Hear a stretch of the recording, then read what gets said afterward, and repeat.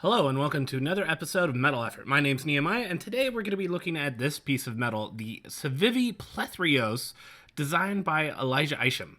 This is a really interesting knife. I recently reviewed the Elijah Isham and Civivi collab, the McKenna, and this is another one of three knives that Elijah Isham has designed for them so far. So, really interesting knife, and I'm excited to review it. First off, let's do a size comparison. I've got our traditional Spyderco PM2 and Spyderco Para 3.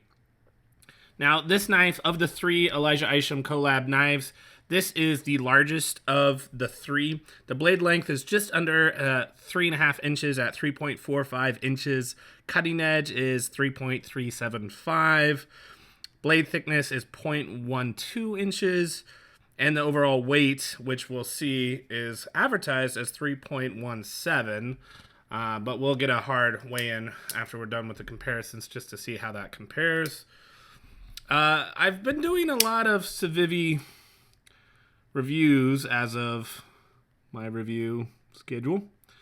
And I really like Civivi. This is the kind of budget brand subcategory of Wii knives. It's basically the same company.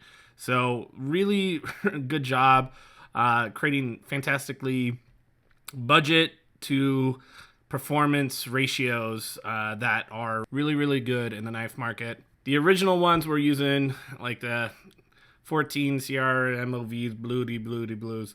Now they've moved on to D2 steel as kind of their budget option for the knives that are in the $70 range.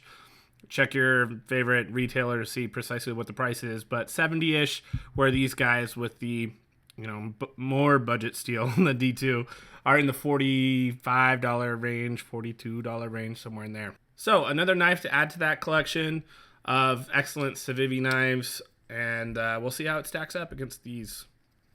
We'll do that weigh-in just to see if it's as advertised or...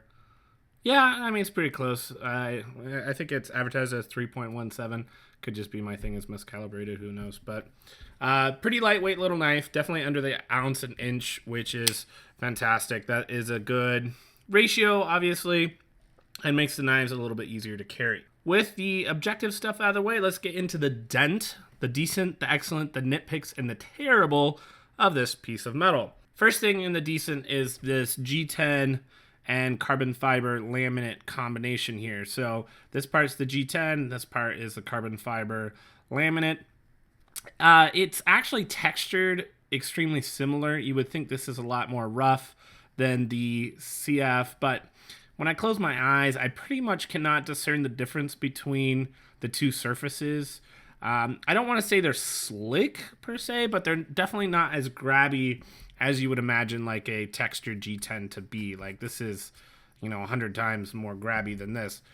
I don't think it's necessarily like a bad slippery. There's definitely some, layers to the knife, so it's not, one slab of just super slick material, so there's some texture to it. Overall, I like the finish. They offer it in different colors. They have a tan, I want to say maybe a OD green, something like that. I prefer the black one personally, but I like it. I think it's good.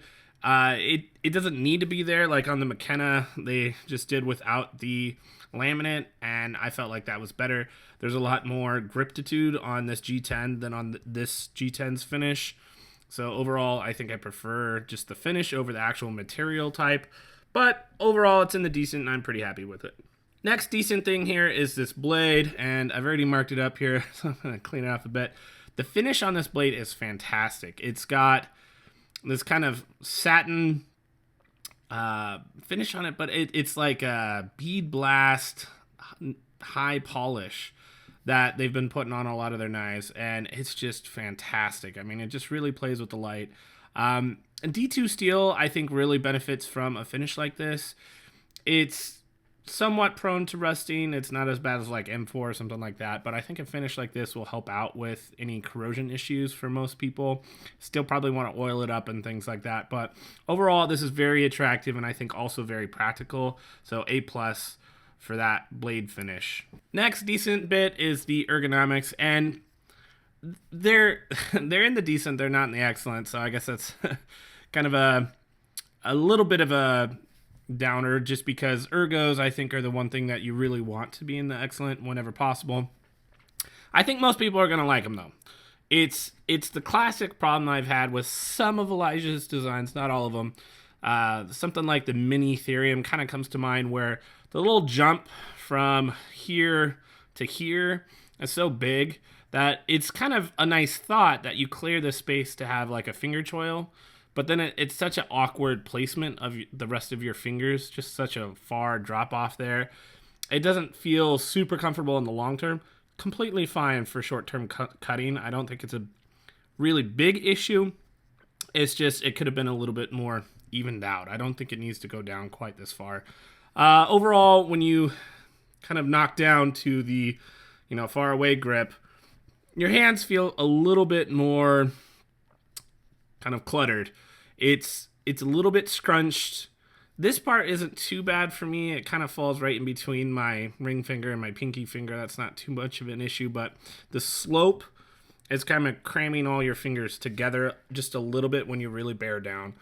Overall, though, I think it's pretty good. It could have been a lot worse. The clip is pretty much out of the way, and none of these like sharper looking like levels to the finish are really affecting the grip in any negative way. So overall it's good. I do feel like I have a lot of control over the blade, even in the far away grip, much less the choked up grip. You're kind of bearing down on the blade. It's pretty well designed in that sense. So it's good. Next decent is the clip. The clip is a deep carry clip, which I appreciate. And just being a little bit bigger and a little bit bigger knife, you don't have too much of a problem getting up and over the screws. I think percentage-wise, when you look at the McKenna, those screws are probably roughly the same size, but the clip has to be a little bit smaller, and the little fold in the metal is a little bit smaller too. So this is going to be a lot easier to get in and out of your pockets than this one was. So that's good. I like that. Plenty of room, the right amount of tension on it. Really happy with deep carry clips like this. This is just super duper practical, and it looks good. There's no like branding or anything on them, which I always appreciate. Another big thing I'm gonna cheekily put into the decent is there's no lanyard hole or such on the knife, and I think the knife is better for it. I think you would have had to move around that clip or make something weird happen if you're gonna facilitate a lanyard hole, and I'm glad it was left off. As far as the fit and finish is concerned, this is also in the decent. Everything fits together pretty cleanly. The steel liners that you have here do have a little bit of milling, and it goes all the way back. It's pretty well matched up.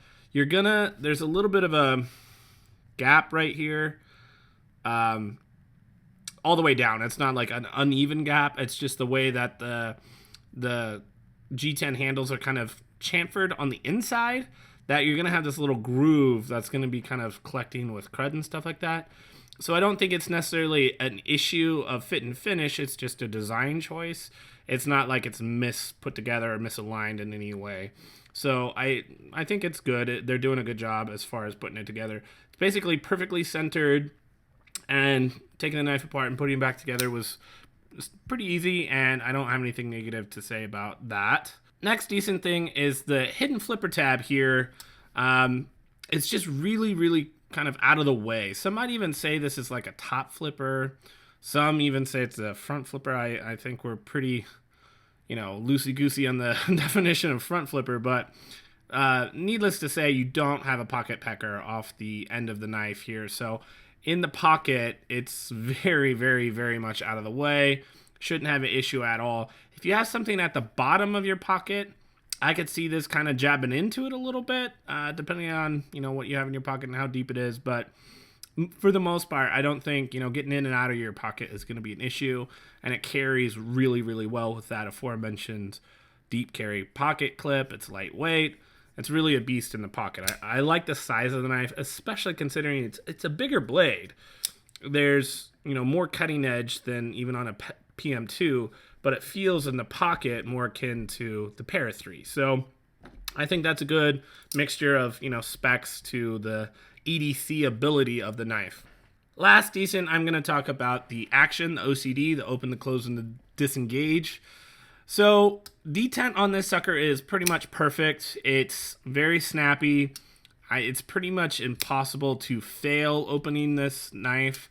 I mean, if I go slow and try to sputter it out, I think that's about as best I can do. But otherwise, any normal attempt at opening the knife, and you should be able to open it up really easily. Really authoritative, and I appreciate that. As far as the disengage is good. I mean, it's a steel liner, so you're not going to have any lock stick here, and it definitely doesn't. You have a bunch of heavy jimping on the liner lock. Now, you can kind of see it when you're looking at the presentation side, so it is raised up a little bit. I kind of wish that there was a little bit more chamfering or contouring of this side. I think it would be easier to come in horizontally so that you're actually catching the side of the lock bar instead of only the jimps. Pretty much the jimps are the only way to actually interact with the lock bar. So it gets a little bit rough on your fingers if you're doing it a bunch of times, if you're a fidgeter. It's fine. It's okay. It's not a big issue, but you kind of feel like you're reaching your hand into the engine, if that makes sense. It's doable. On the other issue here is when you're kind of going on to the close, when you're trying to get the D10 ball onto the tang of the blade, it's a pretty rough, abrupt, kind of violent kind of transition there. This really would benefit a lot from a D10 ball ramp. I know that people like having that little hop step so that the blade doesn't come down on you, but I mean, this is extremely hard to the point where it's got the infamous reverse detent. If I lightly push here, once it breaks that tension, it wants to slam shut. So you almost have to be careful that you don't, karate chop your pinky. If you're not paying attention, you have your pinky down here and you're pushing it up here. Chunk. You could really get yourself pretty good. So as far as pushing it over and getting it closed, the angle, like that's just when the detent ball gets onto the tang of the blade. That's pretty far. So you really have to concentrate if you're just going to get the detent ball on the tang of the blade and then let it just jostle shut. It's, 2 jostles or so to get it closed. It's not super drop shutty in the slightest. That hard detent ball ramp transition, lack of detent ball ramp transition, and then the action on the close is a little bit wanting. So even though the open I would consider excellent, the disengage and the close are more in the just decent section. I think it's good for a budget knife, obviously, and it's not something I actively don't want to fidget with, but it's not something I necessarily look forward to. Now let's transition into the excellent points here. I've got 2. The first one is the actual cutting ability of the knife. This is probably the most important aspect of a knife, and I'm glad that it's residing in the excellent part. So we got a pretty high grind here, which is good. You're starting with pretty thin blade stock, which a lot of these Civivi knives have been very careful to maintain that good thin blade stock. Very thin behind the edge, nice tall grind. This is an extremely slicey blade, but it's also very stabby. So it's a good cross section of, just all the utility cuts that you would need to make. This thing really just excels at. I am really a fan of this blade chip. It's kind of unique, but without being outlandish or bizarre. And ultimately, it does the job very well. So it's gotta be an excellent. Last excellent thing is the price. This is clocking in. Check your local retailer, whoever you like to go to. This is in the $74 range, $75 range, which, for D2, some people hate D2. I think as far as D2 being like the go-to budget steel these days, I think is overall a positive thing for the industry. But I can sympathize with the idea that, it not being quite as rust resistant as just your average, like, cheap stainless steel is kind of a drawback. So, your mileage may vary on your opinion of D2, but overall, I think the value for that steel type and the CF laminate and the deep carry, like, it's a very complete package, I feel like. And, if you are trying to get somebody into the knife hobby, I think this is an excellent kind of first knife. maybe they don't want to commit to something as expensive as, say, the Keen on Massdrop for like 140. You could offer this at almost half the cost, and I'm thinking it still might do the same job as far as, oh wow, this is a handy tool that I can always have with me. It's not too much of an opportunity cost to have it in my pocket, and it can facilitate pretty much any normal use for cutting tasks. So I think the value here is totally justified. I have a couple nitpicks here, just literally two. First nitpick is this little opening aperture. I don't know how much this is actually trying to be an opening aperture. You can do it sort of if you get it right. You kind of got to put some wrist into it, but it's doable. I don't know if that's for decoration. That just also happens to be an opening aperture if you're so inclined. But I don't know. Maybe just make it smaller so that we don't try, or make it bigger so it works better. It's just kind of in the no man's land, which is a little weird. Not a big deal at all, because the primary way of opening the knife is so competent that I don't think that we need to have that second way. But if it was just a little bit bigger, I think I would enjoy the knife a lot more. I kind of already mentioned this, but another nitpick is just the ergonomics, depending on how much or how you use the knife. If you really have to bear down in a particular kind of cut, it is a little bit awkward in both. This grip, you feel kind of uneven. This grip, you feel cramped. For short cuts, it's definitely not a problem. This is not a terrible thing, just a minor nitpick. And for the terrible, really, there isn't anything terrible, but I'll put the asterisk of that detent ball ramp that we talked about in the OCD. This is such a hard transition that if you're a fidgeter like I am, that might be a deal breaker for you.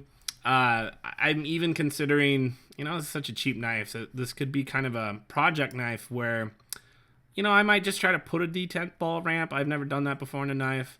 This might be a good candidate for that, just because if this wasn't so abrupt, I think, oh man, I would be fidgeting with this knife a lot more. And I would just feel good about having it in my pocket. So I think most people aren't as crazy about that kind of thing as I am. So I don't think that should be a huge negative for most people. Let's get into the conclusion. The conclusion is this is very similar to all the other Civivi knives. It's hard not to be able to recommend them. I mean, they're so good for what they cost and just the design of it. I think, if you're looking for action, I would say this Plethiros is the single greatest Civivi. The action on this thing is amazing. I mean, just how smooth it is. All three, the flip, the disengage, and the close, are buttery smooth. Downside is the blade shape is kind of weird. The finish is a little bit weird. Some people don't like the gold liners. Looks a little bit gaudy. So I think as a cutting tool, I would have to recommend the Plethiros. I think this is definitely the best cutter of all the Civivi knives I've used. And then the McKenna is probably just my overall favorite, just in terms of the size and the fidget factor. It's almost as good as the Plethiros in terms of the fidget factor, but it's just so much more portable, and the cutting edge is actually not that much shorter, but you're talking like a third of the weight. So all the knives kind of carve out their place in the industry, I think, and I can easily recommend all of them. Another Knifeful fan favorite, non-knife folks that I know, every time I show them this knife, they think it's like a $400 knife and they love it. So if you could also go with the Backlash if you just want, more of a stainless steel solution. It's the cheapest of the four. And I can highly recommend pretty much all four of these knives. So I'm glad to report that the Plethiros is no different than the rest of the Civivi knives. And we are all lucky to have a plethora of excellent budget knives to choose from. I hope this was helpful to you. I'll catch you in my next video. Bye!